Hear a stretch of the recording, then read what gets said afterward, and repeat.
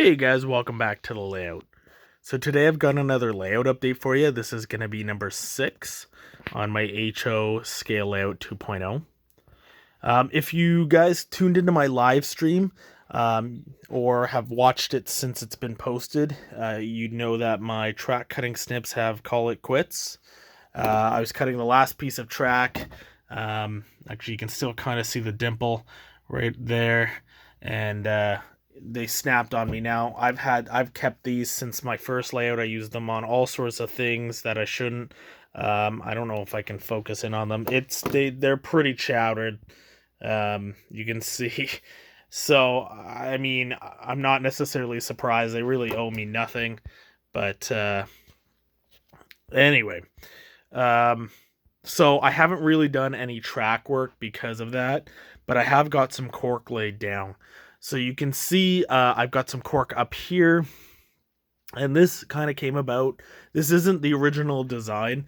The original design is to have a small passing siding here, and then this be the switching industry, which then comes back through the crossover and has a small industry here. Well, I decided this was way too small. It wasn't going to work for anything other than two 40-foot boxcars.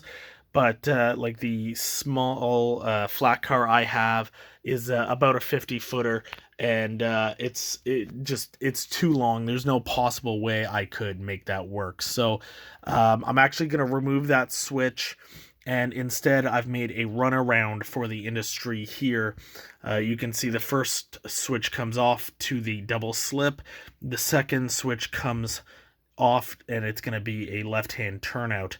And then that'll attach to the double slip. You'll have the further track be kind of the industry leads and runaround leads. So I may not put anything here or any industries. Maybe I will, I'm not sure, but right now it's probably not going to happen. This is going to be a larger industry. I forget the name, but it's a Walther's kit about 11 by 11. And then I'm going to have some sort of kit over here as well, because I've got lots of room over here. I thought about possibly cutting in a switch right here, which would be really easy once I get my track snips, but I'm not quite sure because I don't want to overcrowd the space.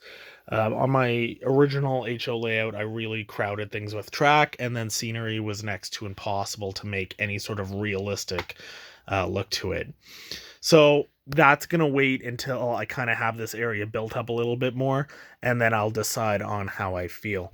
I also want to have maybe a tunnel that starts at the beginning of the module and ends maybe around here. I thought it would be really cool with the hill, and you could have some wooden or stone retaining walls, which I've always loved the look of leading up to it. I thought that would be really cool. And then on this side, you could have the fascia cut to slope down with that. Moving along, I haven't done like the lower levels pretty much done. I do have to finish cleaning up those wires, but they're tucked out of the way. Everything's working great. Again, if you saw my live stream, I streamed for about 45 minutes. And I've had the train running since on and off, and I've had zero issues whatsoever. So that's really great. Really satisfied with the track work. There's still a little bit more wiring to do, but and I'm still waiting on the decoder for that guy. So that's still DC. With the passing sidings, this one is a little bit small. The 50 and the 40-foot cars do fit together, and the plan was always to have the runaround or the passing siding allow for two cars to be situated, or three cars, or a locomotive and two cars utilizing the spur. And this is ideal if you're switching out this industry with a car or two. You can utilize the spur, or you can use this as an industry lead and still have a proper passing siding. But it is a little bit small, just a hair. I've only got about a 1/16 inch of clearance on both sides.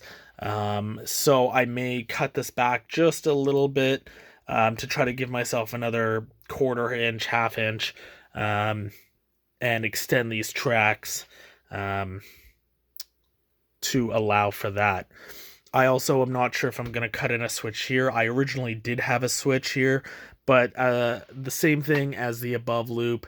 With a larger industry up here, I want to leave as much room as possible for scenery, and I just don't want to overcrowd it. So with this, the switch would come off here, and it wouldn't be terribly sharp, so it would leave a lot of room between this and the main line, which would, really cut into the scenery up here. Last but not least, I haven't touched the yard, but I plan to get some sheet cork or a roll of cork and come off the main line, and then just have this all flat and the same level. I did order a one locomotive like a diesel shed from Pike Stuff. It's pretty common. I think you guys have all seen it.